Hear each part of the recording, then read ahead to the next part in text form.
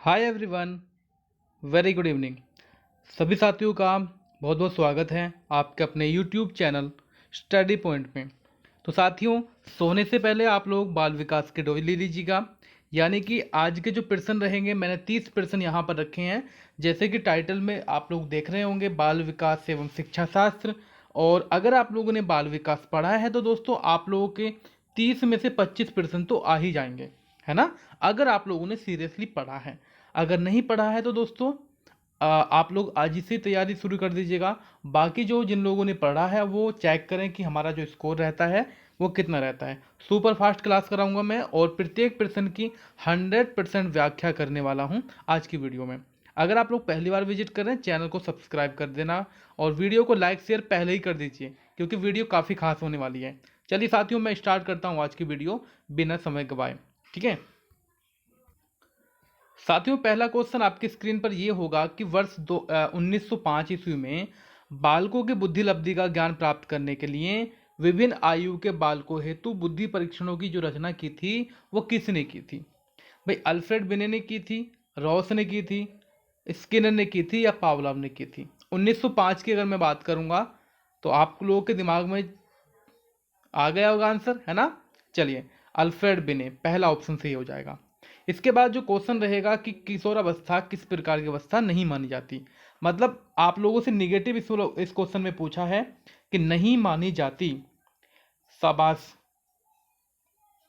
देखिएगा, दबाव की अवस्था भी कहते हैं, तनाव की अवस्था, तूफान की अवस्था, लेकिन हम लोग शांति की अवस्था इसको नहीं कहते हैं। तो किशोरावस्था अगर मैं बात करूंगा, आंधी तूफान की अवस्था कही जाती है, शांति की नहीं। इसके बाद जो नेक्स्ट क्वेश्चन रहेगा आपका कि मानसिक विकास में कौन कौन सी शक्तियाँ आती हैं। दोस्तों, समस्या समाधान, चेतना एवं स्मरण, ध्यान केंद्रित, सभी सही हैं। शाबाश। तो इसका जो आंसर होगा वो होगा डी नंबर। मैं सुपर फास्ट चलने वाला हूँ। क्वेश्चन नंबर 4 की बात करूंगा कि मनोविज्ञान के अंतर्गत कौन सी ज्ञानात्मक क्रिया नहीं आती। फिर आप लोगों से नेगेटिव पूछा जा रहा है। आपके ऑप्शन है स्मरण, कल्पना, खेल कूद और संवेदना।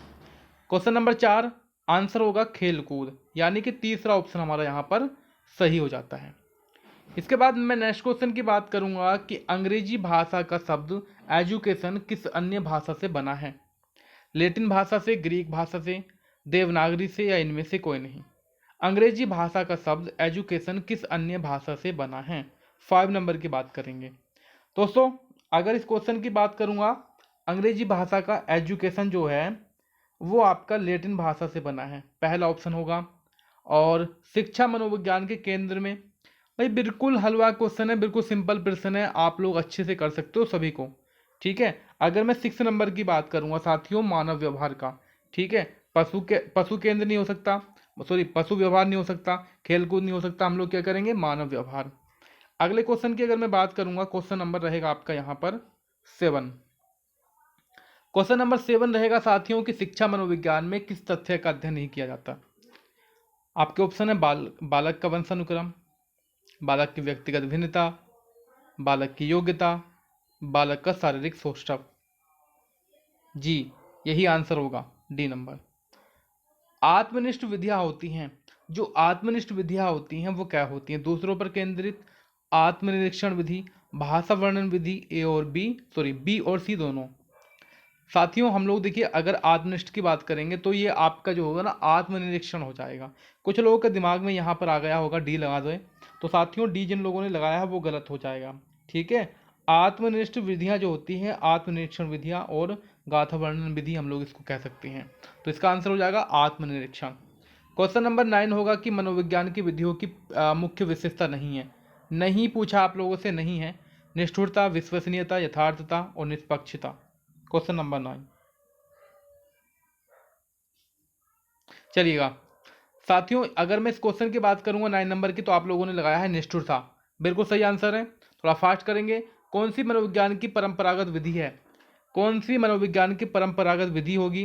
क्वेश्चन नंबर 10 आंसर हो जाएगा आत्मनिरीक्षण विधि। मैंने अभी पीछे आप लोगों को बताया था, इस क्वेश्चन के बारे में आप लोगों को पीछे बताया था। आई होप आप लोग समझ गए होंगे। क्वेश्चन नंबर आपका 11 होगा कि कोहलर ने अपना सिद्धांत किस जानवर पर प्रतिपादित किया।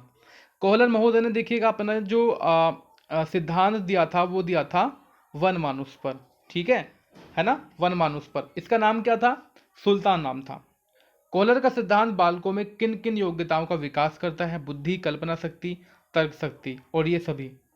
तो इन सभी का करता है, डी नंबर हम लोग लगाएंगे। इसके बाद होगा सीखने के पठार के कारण कौन नहीं है? सीखने में पठार के कारण कौन नहीं है? प्रतिभाशाली होना, कलम कसकर पकड़ना, प्रत्येक शब्द रुक रुक कर पढ़ना और अंगुलियों की सहायता से गिनती करना। आंसर हो जाएगा प्रतिभाशाली होना, ठीक है।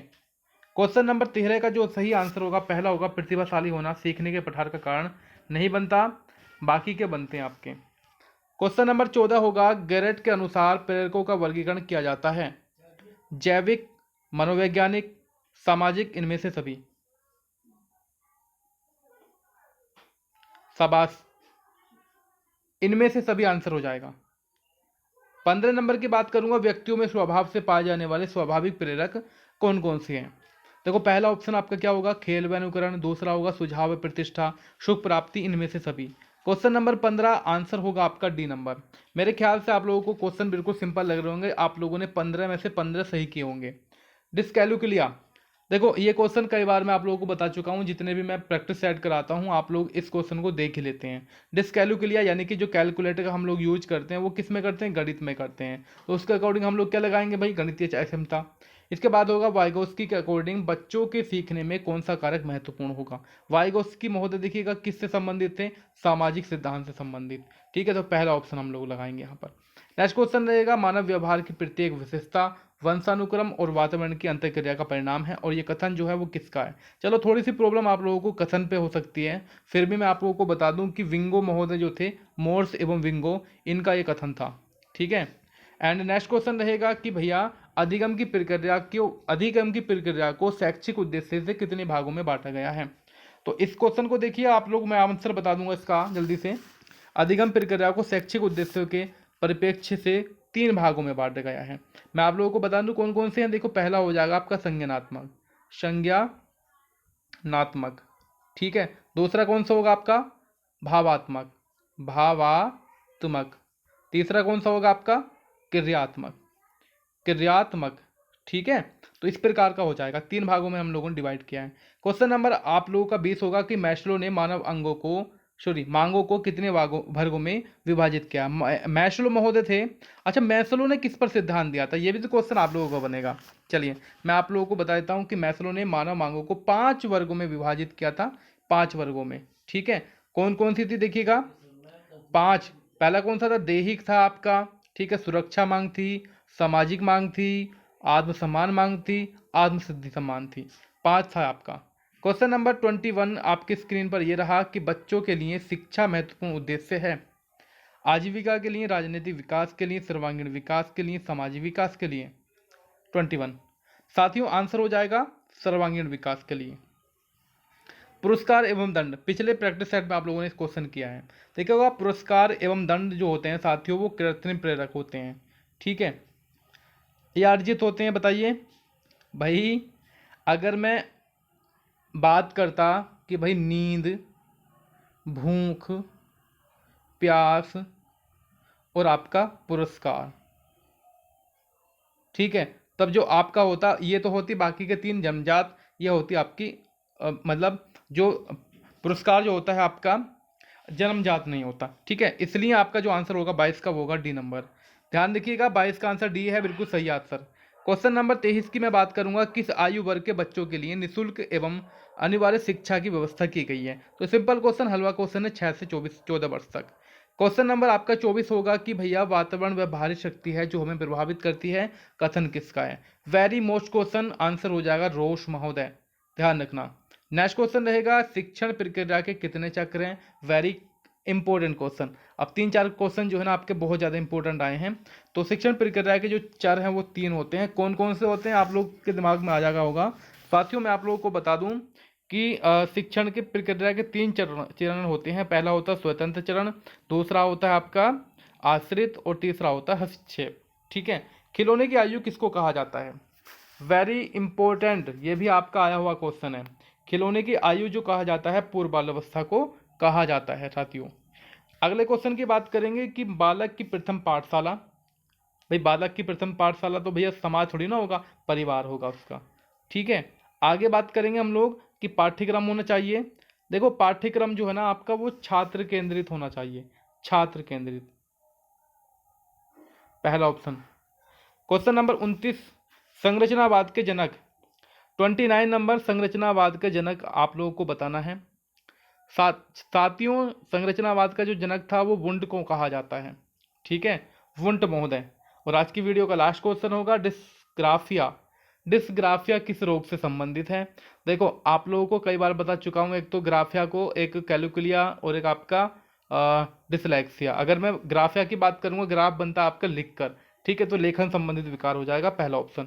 अब आप लोग बताइए 30 में से आपके 25 आए हैं या नहीं? मेरे ख्याल से तो आप लोगों के 30 में से किसी के 29 भी रहे होंगे, किसी के 30 में से 30 भी रहे होंगे। जिनके 30 में से 25 से कम आए ना दोस्तों, थोड़ा सा ध्यान दीजिएगा अच्छे से। और मैं अनअकैडमी पर भी दोस्तों पढ़ाता हूँ, अगर आप लोगों को अनअकैडमी पर फ्री क्लास लेनी है तो मुझे व्हाट्सअप कर देना 8937 085 087। ठीक है, मुझसे पूछ लेना कैसे कैसे क्लास ली जाएंगी।